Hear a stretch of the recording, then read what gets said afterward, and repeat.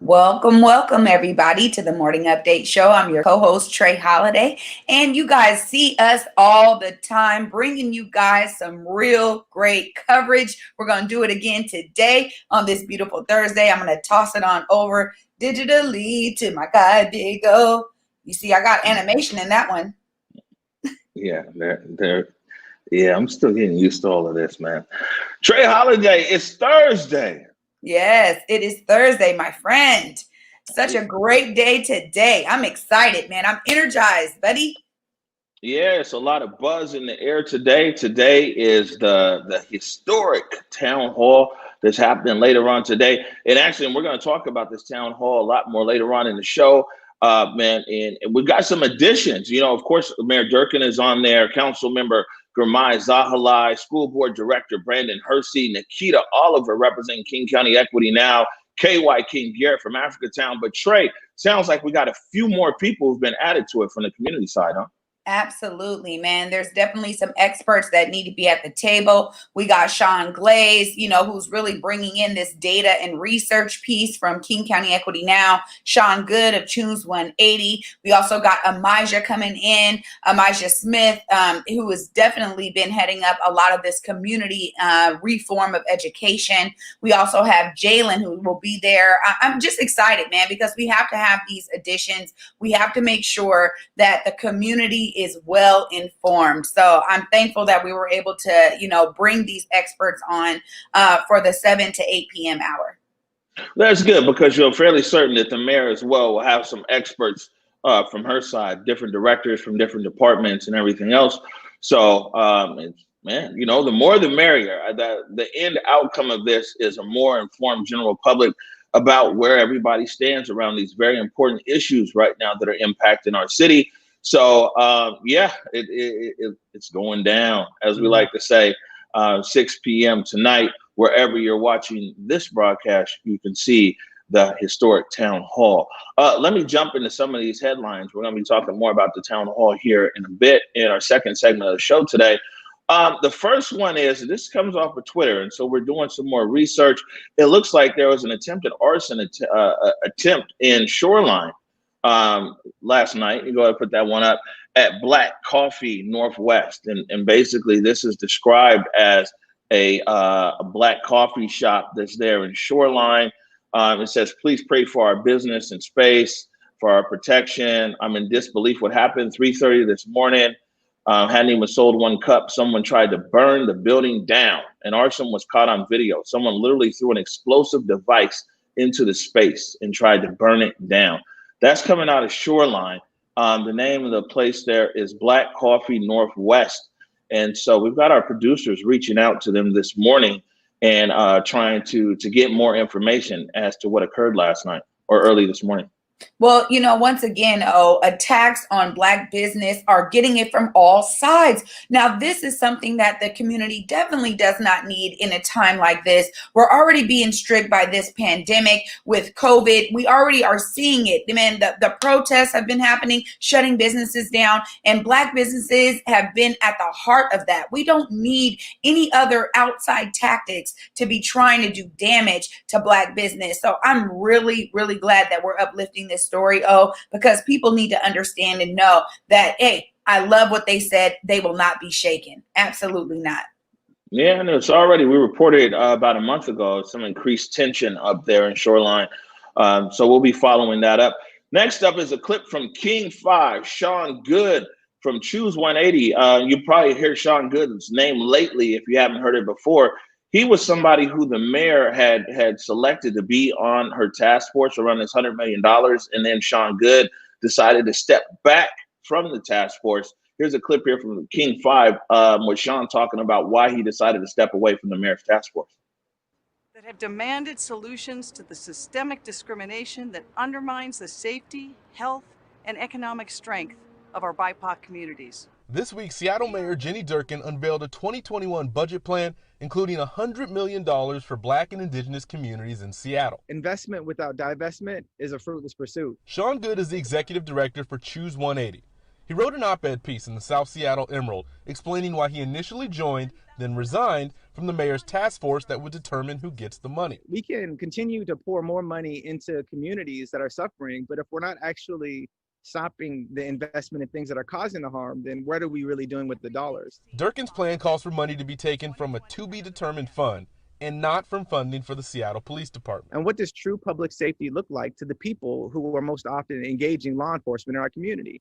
And if those people who are most often engaged by law enforcement don't believe that that's what's keeping them safe, then we should divest from those dollars and invest in solutions. Goode believes this approach could impact projects already underway with the Seattle City Council and other groups and cause division. There are folks who have already planned and committed to doing work and thought that they were going to be moving forward, who now may not have those resources because they're being resourced through the mayor's office. And what the mayor's office may say is, well, those projects likely could be funded through this budget, through this task force that they're creating. But the reality is it then pins us up against each other. He says though the $100 million commitment is real, it's the process he doesn't agree with, and it ultimately led to him resigning. So if my community were to say, through a participatory budgeting process, they want me to be one of the chairs, then that's fine. I'm for that. But the mayor is not reflective of my community. And their voice matters so much more than the voices at City Hall. And those are the voices that I'm called to honor and called to serve. Tony Black, King 5 News. Man, it sounds like it's quite a few people I've talked to. I know you're one person, Sean Goode is another one, and a few other people I've talked to offline who are approached to be on the task force, and for different varying reasons. Some people participatory budget, some people are like, man, you can save the drama for your mama. Other people, they just might not have the bandwidth or the capacity, but it's quite a few people who passed on the opportunity to be on this task force.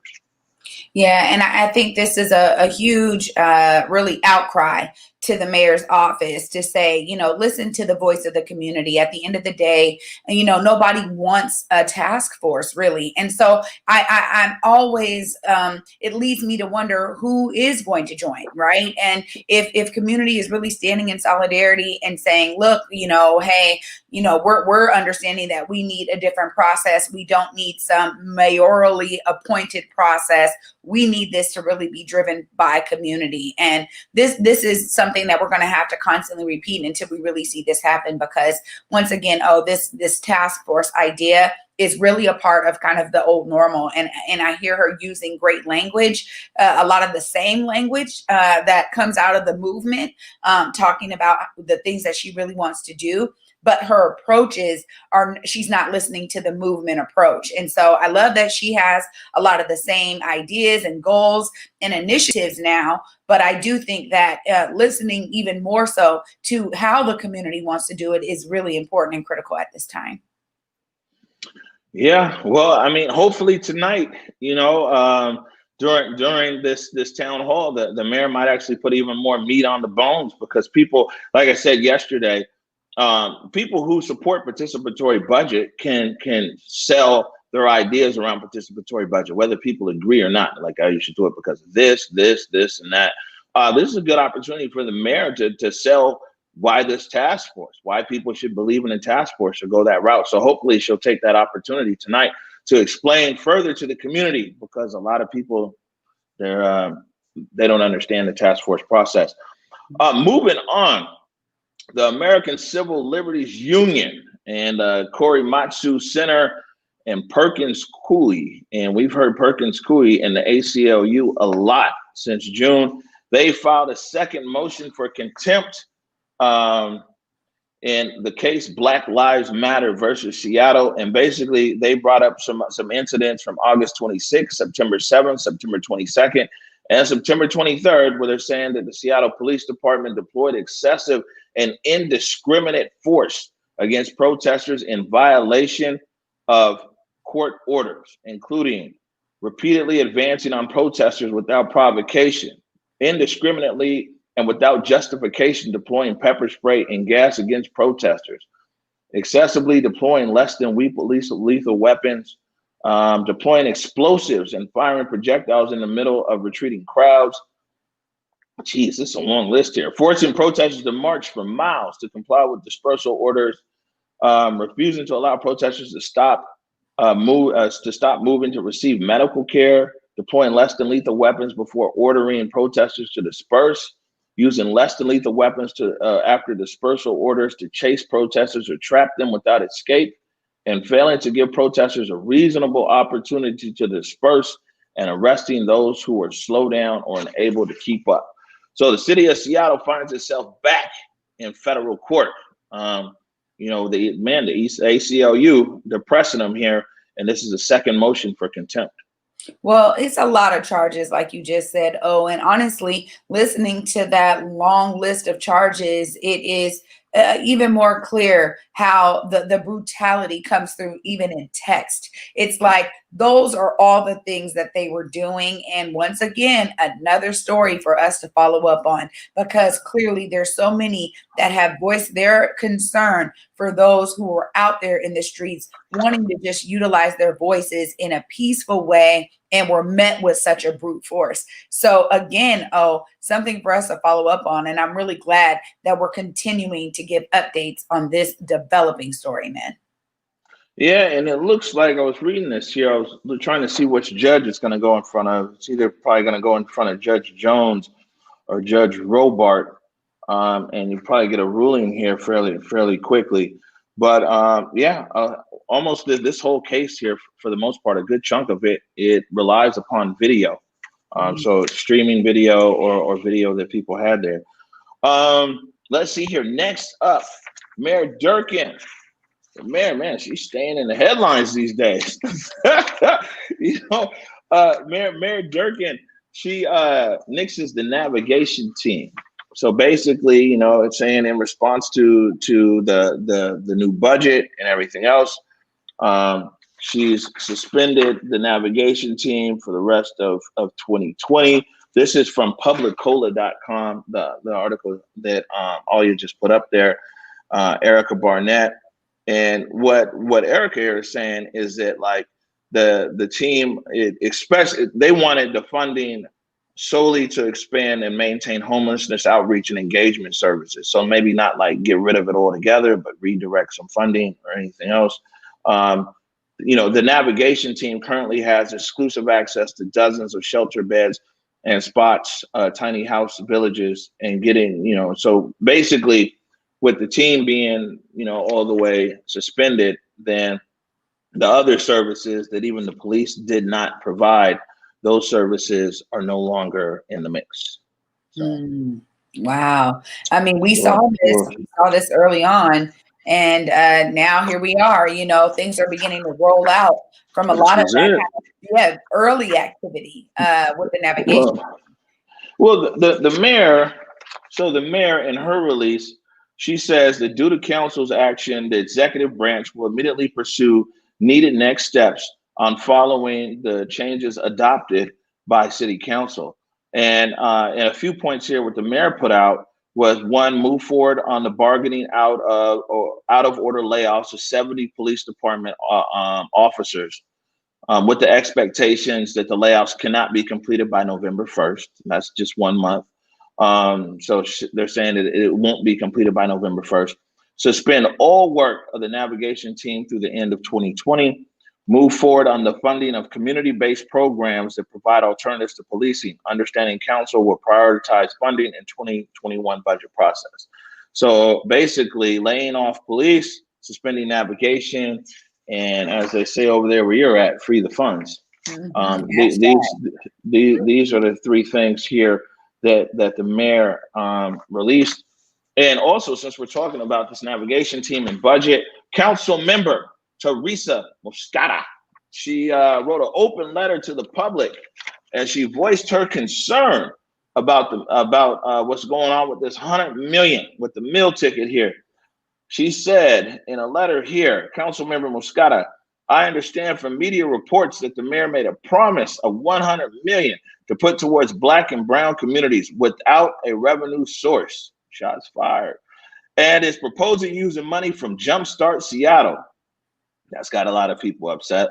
Community, on the other hand, has made a demand that the money put towards BIPOC communities come from and happen at the same time the city is divesting from the police department. So Council Member Mosqueda here is saying, like, hey, what I hear through press reports, and that's a very intentional statement right there.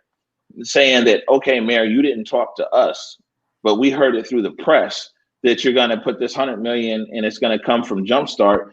And what Mosqueda is saying is like, man, the community wanted that money to come from divesting in the police. And Mosqueda has a lot of things that she says she'll be looking at. How many city employees, contracts, and services are being cut, and what's the impact to those families? And our hard-fought policies is resulting of cutting Jumpstart funding. What's the long-term economic projections look like? Whether the mayor plans on moving toward using current police resources to invest in Black and brown communities? Did the initial 100 million and ensuing dip in the Jumpstart funding get determined after consulting a variety of community stakeholders? And using the mayor's words on her budget delivery speech, were founded on facts and a real plan? Or was the promise made without a real financially healthy plan? So like, man, Mosqueda's here, like she's just, man, shots fired over here. She's saying like the mayor, she's like, man, but before you promised this 100 million, did you talk to community stakeholders about it, about where you're gonna get it and it's okay? And the other thing is like, is this really based on a real plan, or was the promise made without a real financially healthy plan? And I believe Mosqueda is the chair of the budget committee. Yeah, this is a real interesting development in all of this, because everybody's been wondering, where is this money going to come from at the end of the day? When she made the statement, it was a bold statement. And now it's all been about holding her to the statement. And I think that, that accountability right now is really coming from various sectors. You have some from the community that are like, hey, we need to make sure, we hold the mayor accountable. She first said Black communities, now it's BIPOC. And now you have city council also coming from the mayor saying, look, are you coming up with some, do you have this in kind of an imaginary fund? We understand Jumpstart tax is very new. So I understand where, Councilmember Mosqueda is coming from, honestly, to really make sure that what you keep saying, that the meat is on the bones. Ultimately, we don't want another form of lip service in the community when we talk about investment where there's been so much divestment. That's really about creating equitable communities, and so that everybody can really thrive. And everyone knows that that's really what it's about. That's what the movement is. And so we really need to make sure that the funding is coming from a sustainable source, not something that is just getting kind of pulled out from the sky. We understand what Jumpstart tax is, but it is new and there's a lot of questions around it. And I understand, look, reach out to those stakeholders in that sector to make sure that that even makes sense. Because I think when the Jumpstart tax came about, understanding where it will be placed was still very vague. So, once again, this is going to be another something, man. Well, I'm interested to see how she responds on these kinds of questions tonight. Yeah, well, I mean, the thing is as well is that this $100 million, we'll see what happens. We'll see if it comes out. This is what the mayor is proposing. This isn't in her, in her pocket, or, this is what she's proposing. And so it's already a lot of pushback, but around this Jumpstart and Jumpstart tax revenue and everything to push this 100 million. And of course, like I said, the Mosqueda puts the question out there: who did you talk to in community before you're saying that you're gonna use this $100 million? $100 million has never been more controversial, my friend. You know what I'm saying? Seriously. Yeah, it's going to Black, to the Black community. So it's going to be wrought with controversy. I mean, that's the unfortunate part about a lot of this, is that although the statistics actually indicate a real need for this direct investment, here we are again, kind of caught up in this bureaucracy of it all and the politics of it all, when really the Black community is the ones that are suffering the most. And so how do we make sure that suffering ends, and that it gets away from a lot of what it's becoming, unfortunately, is another debatable argument out here in the ethos. And that doesn't provide some real solution. So I'm, again, I know that there are many in the Black community that are like, yeah, what's up, Mayor? I mean, like, how does this really work, and what's really going on here? And you do have a rising voices within this movement indicating what they want. So, once again, one thing we don't see during this time is what we don't see is a lot of folks in the corporate sector or others who may have other interests out here kind of saying, hey, we can't do this other than the police. So it's interesting to kind of hear a lot of these different perspectives. And I'm excited for that tonight for sure. Right. And we got a question here. Amanda Brick, I thought the council passed defunding SPD. Durkan vetoed it. Council overrode it. And now she's responsible for it. Someone help me follow the bouncing ball of the 100 million. So that's a great question, Amanda. A lot of people might it is a few bouncing balls. So there's two parallel tracks here. One track is where you have Decrim Seattle, King County Equity Now, and people in there saying like, hey, defund the police and use that money from defund to fund a lot of things that the community is saying that they want. At least King County Equity Now and Decrim is saying they want. So that's one track right there. At the same time, the mayor proposed $100 million, maybe as a counter against defunding the police. She didn't necessarily say that, like, man, let me give you $100 million and leave the police alone. That didn't necessarily come out of the mayor's mouth, but it's a totally different track. So this $100 million that the mayor is talking about is totally different from anything that community organizations are talking about as far as funds from SPD. Now, in my memory, and someone correct me if I'm wrong, no one asked the mayor for $100 million. Like nobody was like, I mean, there has been calls for an anti-gentrification fund of like $1 billion, but no one was like, Mayor, please give us $100 million. But she came with $100 million on June 7th, one day before the SPD left the East Precinct. And so, it's two different tracks that are on here, and maybe one track was meant to placate the other. But I'll be honest with you, if the $100 million came out as easy and the way that the community wanted it and everything else, I don't think that the call around defund is going to disappear. Do you, Trana? Absolutely not. Not at all. I mean, even in what did get passed, it was as has been reported, a very small fraction of what the community was asking for. It is less than 2% of the police budget that will be defunded. So what we just reported on with the navigation team is a part of, that redistribution of the police budget and into community. But ultimately, you're absolutely right. Oh, there's still another 48% that the community is like, no, we're still pressing for that. When you think about what defund is really about, it's really about investing in community. And so that's why I think there's been some real confusion around how Mayor Durkan described her investment in community when so much of the defund discourse was really about investing in community and utilizing police budget to do so. So, you're right. There's two different tracks here, but the defund movement is not going anywhere for sure.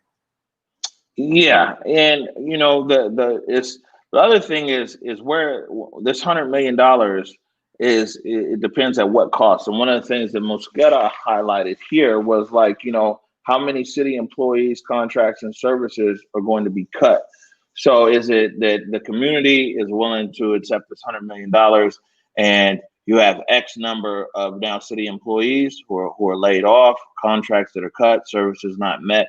I mean, you just got to be honest of where it's at, man. The city is broke. I mean, for the most part, no focus on because of COVID and the costs around COVID and everything else. I think most people would agree on that.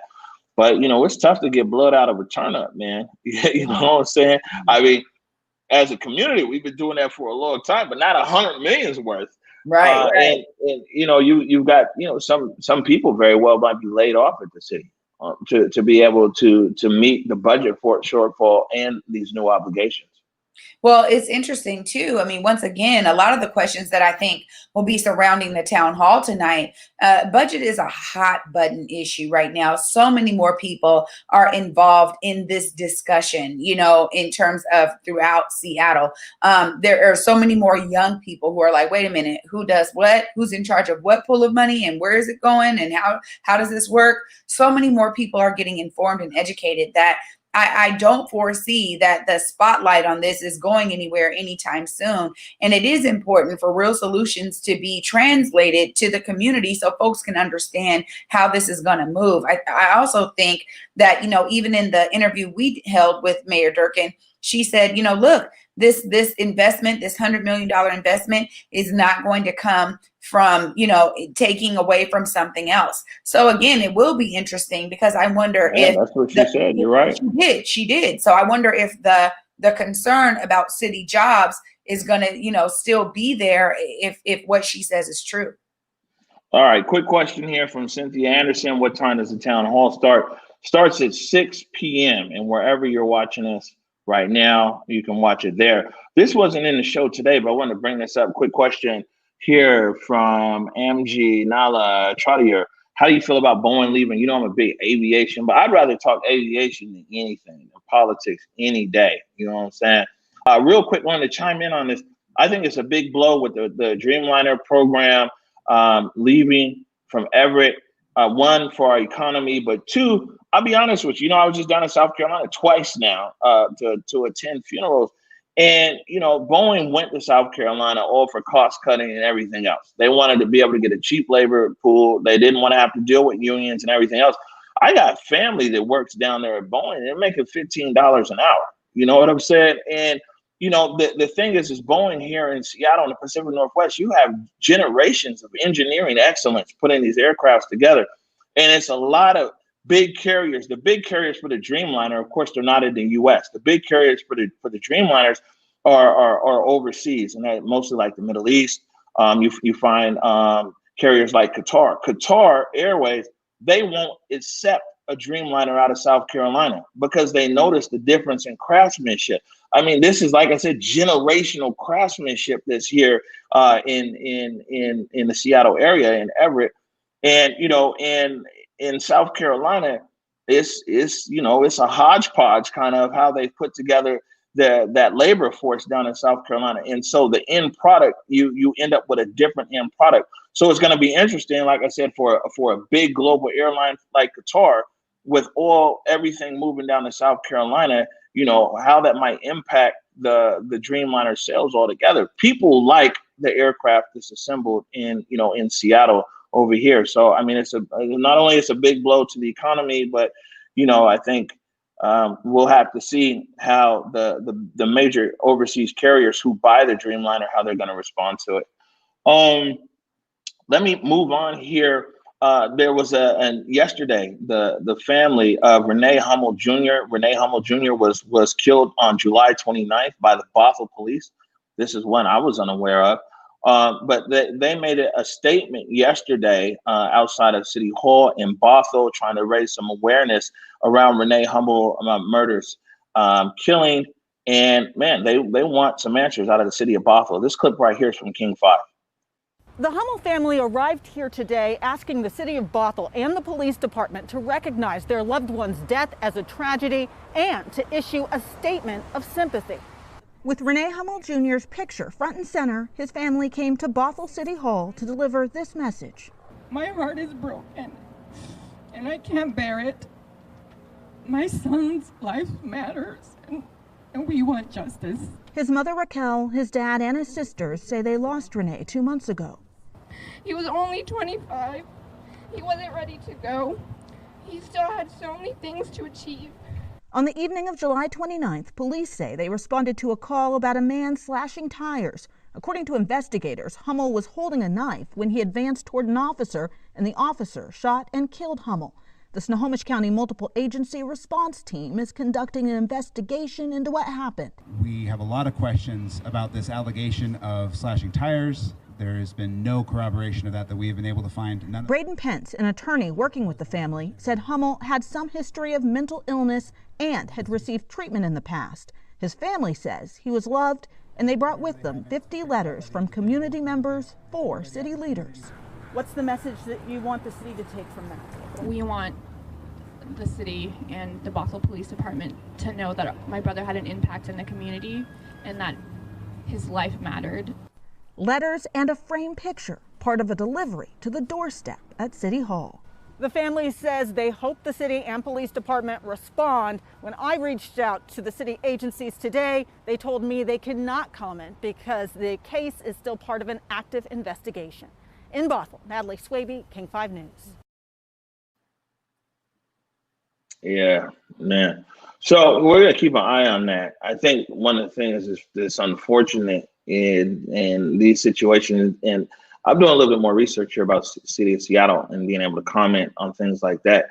I don't think there's anything wrong with someone commenting and saying like, man, this is an unfortunate loss of life. We're looking into it, but to like give no comment at all. You know what I'm saying? I know investigations are going, but we'll stay on top of this story up there in Bothell. See how it unfolds. Yeah, absolutely. Once again, another family, unfortunately, that deserves justice in this case and really deserves answers. I think that when we have police shootings, the unfortunate part about this, and I really learned so much about this when Charlene Lyles' cousin was on with us, and she said, look, we're still waiting for answers. Yeah, there's still no answer in Charlene Lyles' case. Yeah, out here in the public, no we think we hear about these cases on the news. Clearly, the police are in contact with the family. Clearly, there's some type of discourse happening between them. There's some type of engagement. But just from that account alone, I'm now wondering how many families are left in the lurch when their family member is killed by a police officer and they're constantly sitting there just waiting on answers. It's unfortunate. I'm really hoping that this one gets closed in a way that we haven't seen. I mean, it's one of those things that it feels unfortunate because even as I say that, I know that's not going to be the case, right? So it's like, here we are with this system that we have, once again, working the way it was designed. Right. And you're right. There still has not been a final determination in Charlene Lyles' case. Moving on here, it looks like this comes to us from Bloomberg.com. It looks like that there was a data hack over in Washington State, the state of Washington servers, their computer servers here, and 13 state departments were hit. And it was some kind of malware that hit the departments. And it lasted for weeks. So basically, guys were in the systems for weeks. The state is saying that there's no impacts on operations. People are also saying that they haven't determined a motive yet. And it turns out what they're saying is they don't think that the hackers who hacked into the state of Washington computers were targeting the state of Washington, but the hackers were looking for something else. And then they realized cybersecurity lapses and gaps in the state of Washington system. And so they're like, oh, let's go inside. Let's see what's happening. It's that's dangerous. Yeah, man, cybersecurity is such a new phenomenon for so many of us where, over the last, 20 years, it has increased so much in terms of these attacks because now we are such digital people. We operate in a virtual space, in the cloud, all of this stuff that we can't see. We're not doing, in person, interactions. We got our banking on our phone. We're paying all of our bills in this regard. So, I think that this is something that is only going to increase as time continues. And that's kind of the trajectory it's been going when it comes to cyber attacks. Unfortunately.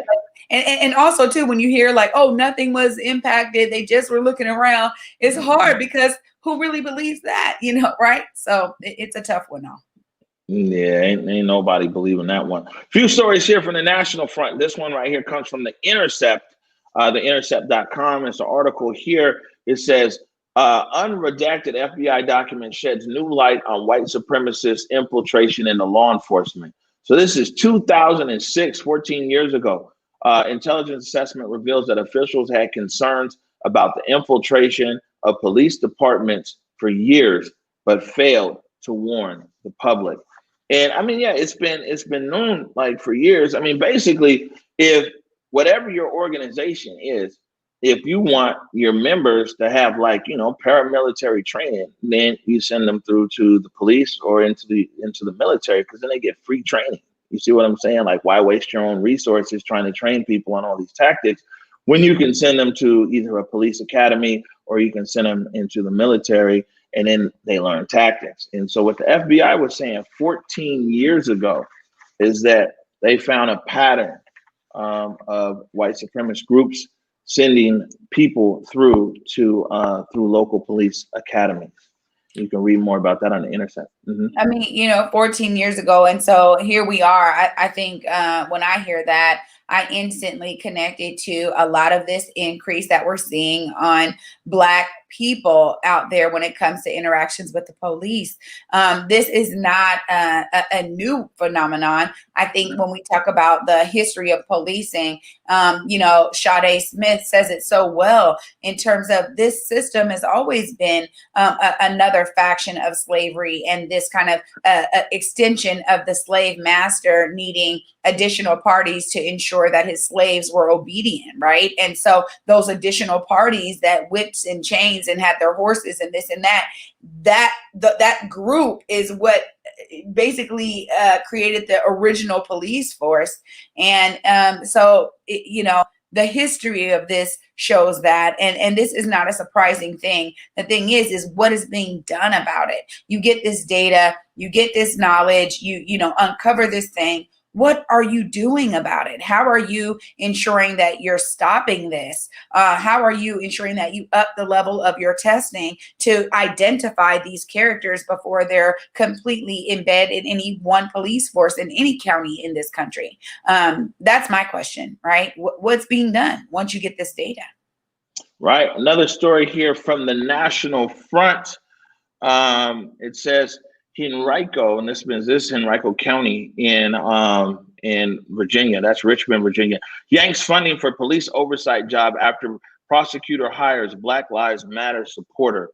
And this is from the Virginia Mercury, virginiamercury.com. Basically, it's saying here that Richmond, Virginia, Henrico County leaders quietly quash plans to hire a prosecutor dedicated to investigating complaints of police misconduct after learning earlier this month that the lawyer selected for the job made frequent social media posts supporting the Black Lives Matter movement. This position would have been the first of its kind in the state. And according to Commonwealth Attorney Shannon Taylor, who was independently elected, she said that she was aware of the post and saw nothing disqualifying about them. And so she extended this woman, Misty Whitehead, the job. Misty Whitehead, also an Army veteran who'd been practicing law in the county for 13 years. But Taylor was effectively overruled by the county manager, who has no formal say in hiring in the prosecutor's office, but the county manager froze the county funding for the position. And so basically the county manager was not happy about the hiring here and of this police oversight prosecutor because of support that she had shown for the Black Lives Matter movement. And although the county manager couldn't fire her, county manager froze the funds for the position. That's in Richmond, Virginia. Well, see, this is us getting back to that original format of, you know, where we're really spotlighting what's happening across the nation. And this is why it's so important that the equity movement across this nation, that it be investing or basically encompassing all sectors. Like literally it is everywhere that there needs to be equity. A person like that, a city manager who has that authority, who says, look, I'm not happy with this. I'm going to extend my authority in this regard to ensure that this doesn't happen because I don't like this. That's not okay. Once again, that's part of those old normal tactics where somebody is misusing their authority. And really, those kinds of people need to be checked, because at the end of the day, now is not the time to be moving in that regard. You really have to start listening to people, man. And this is what I keep on pressing on, because that right there reminds me of old normal, man. Freezing the funds. Wow. Yeah, man, freeze the funds, huh? That's Richmond, Virginia. Bringing it back here to Seattle. Our brother, Marcus Harrison Green, is in the Seattle Times. He wrote a column, and his column is actually, he shared a lot about himself and his personal experience here. And basically, what Marcus talks about here is how I survived the collision of racism and the stigma of mental health. And Marcus actually shares some personal details about himself and some of the things that he suffers with and some of the episodes that he's had, and how he's thankful that it didn't turn all bad for him. And we see in policing, it's it's just kind of different, man. The name is eluding me right now, but the guy who was the head of the Trump campaign, he had a meltdown down there in Florida. He barricaded himself in with a bunch of guns. The wife called the police. The police, they apprehended him. Clearly he had a mental break. And a lot of times in our community, when people have basically a mental break, the story doesn't quite end that way. So this is Marcus Harrison Green, our brother from the South Seattle Emerald. He has a column there in the Seattle Times, How I Survived the Collision of Racism and the Stigma of Mental Health. Wow. What a great way to utilize your own lived experience to really juxtapose it with the experiences of others out there. And he is so right. We have seen, and we were just talking about Charlene Laus. I mean, we have seen a lot of cases where people have these interactions and they go all the way south. And so I'm really glad that Marcus was able to share his own personal lived story, his lived experience, to really uplift others, because sometimes that's what people need. They need to hear that, wow, like they need to hear the inner workings of how we get to where we are. I share his sentiments sometimes about survivor's guilt. And I understand that wholeheartedly. So shout out to Marcus for his level of transparency on that one. All right. So it's Thursday, Throwback Thursday. A lot of people. So this next clip is probably gonna it's not gonna shock them. They're gonna be like, wow, because this is actually from the morning update show back on May 11th. And believe me, it was just COVID then, and compared to everything going on now, that seemed like calm times. But this was back at Studio B, and Studio B was lit, my friend. But this is a clip right here with Dr. Mook, the hip hop biochemist, actually a COVID-19 researcher at the University of Washington. And in this clip here, he talks about disproportionality, but he also talks about the empathy gap. And you'll find that my colleague, Trey Holiday, she's also in this clip, looking fresh. And you're talking about privilege right now. That is the key term right there, is the lived experience that we have lacks in privilege in many different socioeconomic structure. This is a structural thing that exists. Many different structural policies have been put in place, not just in America, but really globally, so that Black people are disenfranchised in many different parts. Now, when we're talking about the virus is attacking our respiratory system, and then we look at where are most of our Black people living, because of structural policies that have been put in place, like redlining, we live in areas that are close to, say, buses. We often take buses to go to work and commute with buses. All of those toxic fumes that we are breathing into our respiratory system is allowing us to have pre-existing conditions that are making us vulnerable to death and adverse effects caused by COVID-19 in a way that our white counterparts do not have to struggle with. So the privilege and access to resources that they have, we don't have. And so the question is, what do we do about it, Trey? Dr. Mook, what else is it regarding science and scientifically speaking that we can tie to some of these disparities? Yeah, there's something called the empathy gap when it comes to hospitals. Black women disproportionately are dying due to labor in a way that white women do not. And that is because when Black people go into hospitals and claim pain in certain areas and actually talk about their symptoms, they are not readily listened to. There are stereotypes that Black people can resist pain to certain, extents. I mean, we have seen this historically. Scientists have, unfortunately, have misused science to a way that now the Black community mistrusts it. We're going to break. Oh, I'm back. There it is right there. So this Throwback Thursday was important for two reasons. First of all, we always got to reinforce when people think that Converge is just the protest network or something like that. So I always got to go back into the archives and show them that, like, man, we've been looking out for our community. Wow, well before. But secondly, man, what an important conversation there with Dr. Mook. Yeah, I mean, honestly, he really mentions something that is really at the heart of medicine, and it's really an unspoken kind of phenomena that exists when it comes to this empathy gap.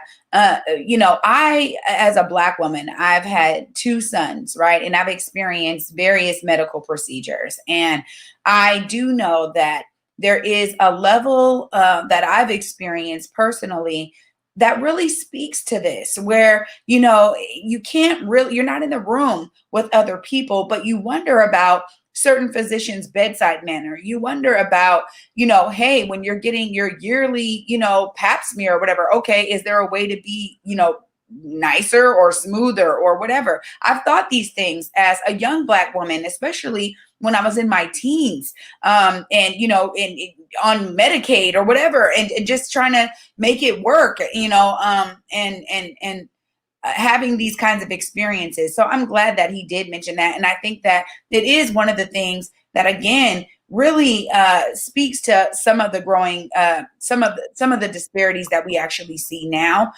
in terms of how people are treated in this country. So once again, another element that needs to be addressed when we talk about reform. All right, we're gonna take a short break right now. When we come back, I talked to Michael Charles and Crystal Fincher last night. Both are political strategists. Talked to them about what we could kind of expect at the town hall tonight. So we'll play a few clips from there. You are watching the Morning Update Show. My parents coming over here as refugees meant that they didn't really have anything when they came to America. Having reliable healthcare and having a reliable doctor was really important. 共同của tôi, trạm y tế của tôi. 我的社区，我的诊所。Mi comunidad, mi clínica. بلشدة هي بقارها. My community, my clinic.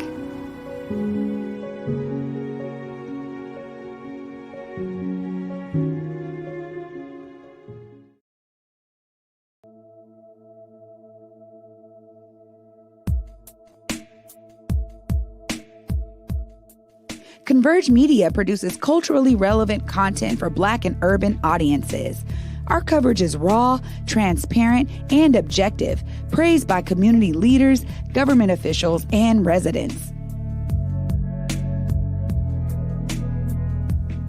Support Converge Media today via Venmo, Cash App, or PayPal at Converge Media.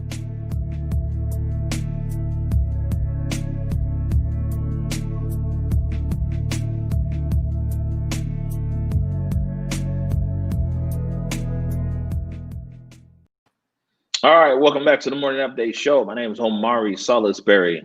I'm Trey Holiday. All right, Trey, let me jump right into it. Last night we had a historic town hall preview, an AMA show, and I was joined by political strategist Michael Charles and Crystal Fincher. And got a few clips here. We in the discussion and everything you can find either on our Facebook or YouTube page, as well as our Twitter from the discussion last night. But I'd asked Crystal, like, well, what is it that the city could be doing more? And she answered that. And I asked her, like, well, what can community groups be doing more? What have they not gotten right? Where could they improve? And this was her response. I feel like I want to pause a little bit and to step back and to look at context, because I feel that, we can nitpick around the edges, but community has been as effective as anything that we've seen in years in Seattle. We saw a civil rights movement across the country. We've seen several different cities and the politicians talk about, hey, we're going to do A, B, and C. We're responding in this way, right? And in several cities, that fizzled out. And the difference, I think, in Seattle is Seattle community showed up, stayed out, and focused on accountability, focused on asking for a specific outcome and holding people accountable to that outcome. And, you know, people a lot of times try and talk about, like, what's the point of protest? What are you even asking for? Okay, we just saw a historic vote.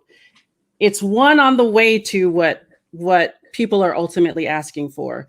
But across the country, Seattle is actually leading in terms of policy and figuring this out. So Seattle is actually blazing a trail for the rest of the country. I think we should recognize, like, pause and recognize how powerful the people here are, because that doesn't happen without community. That does not happen without community. The commitment to defund from a majority of the council does not happen without continual pressure. The passage of the initial budget, and then the veto override.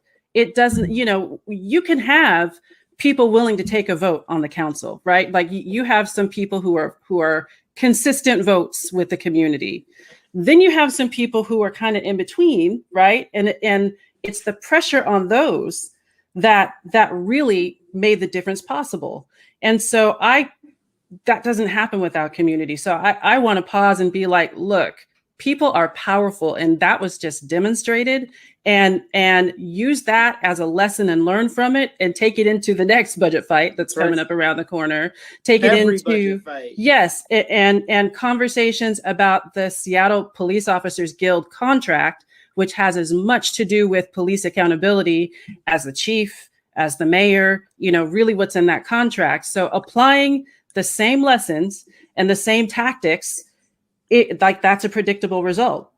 It's accountability to a degree that we have not seen for a long time.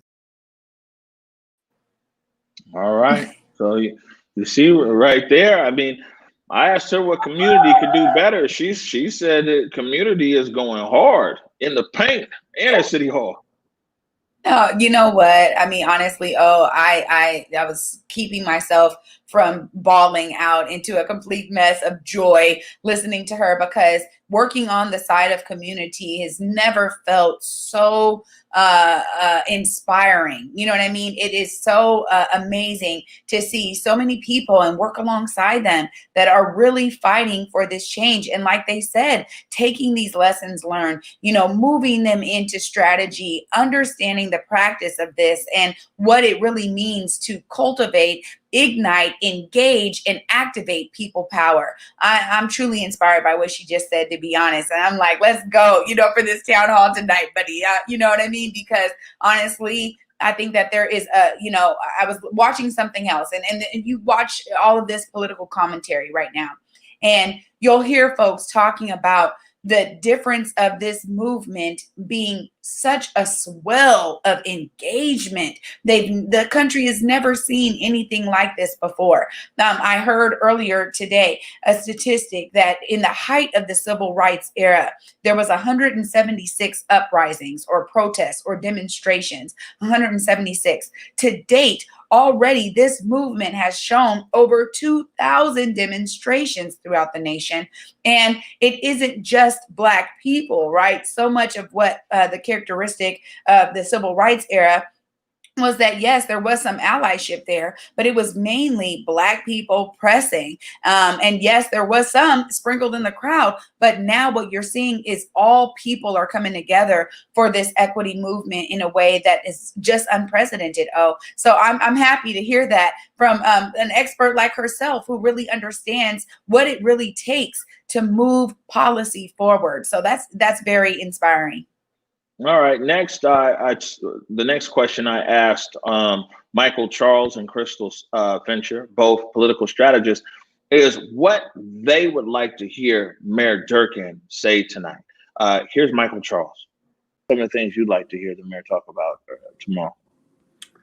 Well, especially as we talk about Black Lives Matter, which I'm sure will be repeated many times tomorrow. You know, I like to a stronger understanding of the intersectionality of that statement, and especially as we talk about homelessness, especially as we talk about a lot of these intractable issues, supposedly intractable issues, that what are we doing to actually support Black people, not just in police reform, but in housing in all the other areas that people are falling short in entrepreneurial opportunities and in job trainings and all sorts of opportunities. So whatever we can do, I want to hear, in addition to all the actions that's going to be done surrounding police reform and those issues and defunding the SPD, I want to know too about see a greater understanding of the intersectionality at play, and is there a grasp and understanding of when we say Black Lives Matter, that means too when we look at homelessness and the disproportionality that exists for Black folks within that issue just alone. So the more that we can have a better grasp that no, our community isn't just upset about one issue. We have a lot of focus right now and momentum behind one issue, and there's a lot of work being done. I'm excited to hear about all this research happening for all these policies that are taking place. So I'm excited to see. I'd like to see, is there going to be an embrace of a lot of this research being done coming from these communities? So just that type of insight into what's going on beyond just these issues at hand today, but what's the greater vision for our community as a whole beyond today, beyond next week, but for the next 10 years? That's what I'd like to see. All right. And then, of course, Crystal Fincher, I asked Crystal, what would she like to see Mayor Durkan talk about or address tonight? And she brought up a very burning topic around the city, and that's the city of Seattle's contract with the Seattle Police Officers Guild, or SPOG. What are some of the things that you would like to hear Mayor Durkan say tomorrow that you would walk away and be like, okay, I can feel that?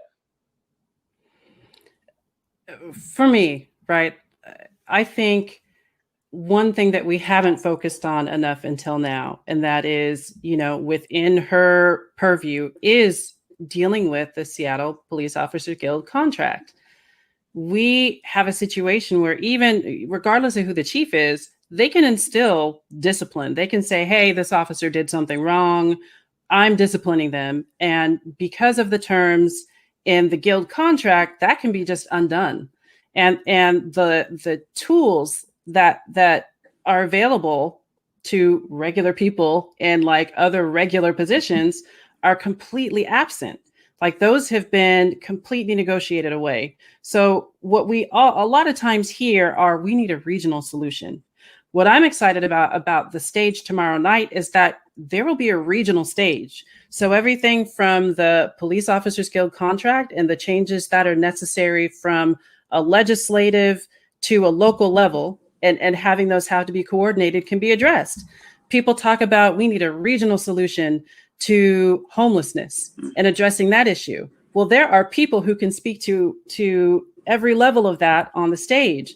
So the issues that we've seen in action on, and a lot of times, well, this is too big, we have to act in coordination with others, man, they're all going to be on the same stage. And that to me is exciting. And I'm hoping to hear substantive conversation about specific action that can be taken at those different levels to create change.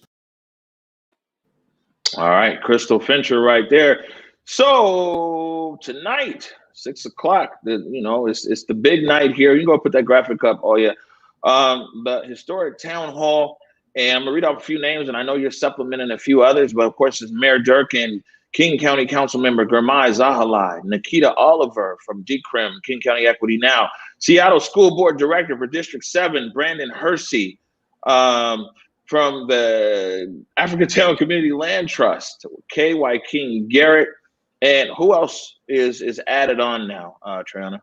So now we have Sean Glaze, we have Sean Goode, we also have Amijah Smith, and we have Jalen. I'm sorry, the last name is just escaping me, but we will have 6 total, really representing this community perspective. So we wanted to make sure that we provided the community with experts from the different sectors so that, real questions can get real answers. All right. Speaking of questions, it's not too late to submit your questions. You can go to our website, whereweconverge.com/contact, and you click right there, and voila, there goes the form. you can fill out the form and ask your question, and you can ask a question either to all of the big dogs on the stage, to King County Equity Now, in Africatown. You can ask the mayor a question. You could ask Council Member Zahalai a question, or you could ask School Board Director Hersey a question. And again, the big thing for me is that this is the first time since May, right? And I don't know if it's happened before May, but the first time since May that everybody is on an even and equal platform. I say all the time that it's just by the nature of it. I mean, it's not just this mayor, it's any mayor of a city. Their platform is going to always be much bigger than community. You know what I'm saying? It's just the nature of it. But tonight, you have the mayor on the same platform as community. And this town hall is really designed for people to state their case. It isn't designed for the sniping. We'll leave that for Twitter. And I'm sure it's going to be a lot of flaming going on. So I might have to turn my Twitter machine off tonight. But the whole point of tonight is for community, these community people, these different groups that are out there. I mean, just in what you mentioned, is Choose 180. You've got King County Equity Now. You've got Black Education Now. You've got Africatown Community Land Trust. So it's quite a few, 4 or 5 different community organizations to be able to state their case for an audience that might not ever usually see them or hear them. And I say hear them because this is also going to be simulcast on Cube 93 and on Hits and everything else. So it's a very big audience for community to put out there, hey, this is what we're all about. This is what we want to achieve. And on the same platform, the mayor can she'll also be able to put her position out there. And I'm sure she's tooled up. They just did this, their budget release and everything else. So the beneficiaries of tonight are the citizen stakeholders of Seattle. Absolutely. And I'll just say, in juxtaposition of what we just saw with the presidential debate, I think that what we're going to see tonight is some really great solutions coming from all of those sectors, some really great opportunity for community folks to be engaged, to listen, to learn, and to also ask questions, like you said. So I will reiterate, if you have any questions for any of these sectors, please fill out the contact form. All right, Trey, I'm already standing over here. You know I am, buddy. Oh, okay. You don't catch me slipping no more, man. You got it covered. All right, so look, we're back tonight, 6 o'clock, 6 p.m., wherever you're seeing this broadcast right here. You'll find us back there at 6 o'clock. Also, if you're moving around, you can tune in to Cube 93. You can also tune in to, I believe, 106.1. And you can, check this out. And it's a lot of people out there who follow Converge. And one of the things that we always like to do is educate people and educate the public. A lot of them streams back in the day, a historian talking about, different things in the community. This is your opportunity to actually hear from all these different acronyms we've been throwing around, KCENs, this and that, or hear from the mayor, on a like I said, on an equal platform as to what people are thinking and what their vision for the future is. So really encourage you to tune in at 6 o'clock. Tell a friend about it. Tag, share, man. Let's do it. Absolutely. Blow it up and make sure you get informed, man. That's what it's all about. All right. Till 6 o'clock tonight. Peace. Lift every voice and sing till earth in heaven ring with the harmonies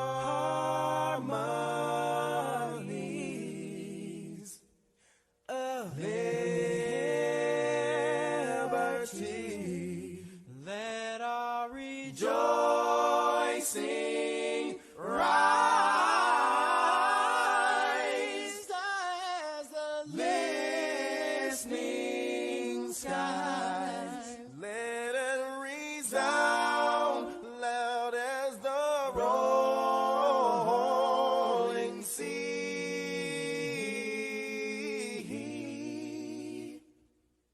Sing a song full of the faith that the dark past has taught us. Sing a song full of the hope that the present has brought us.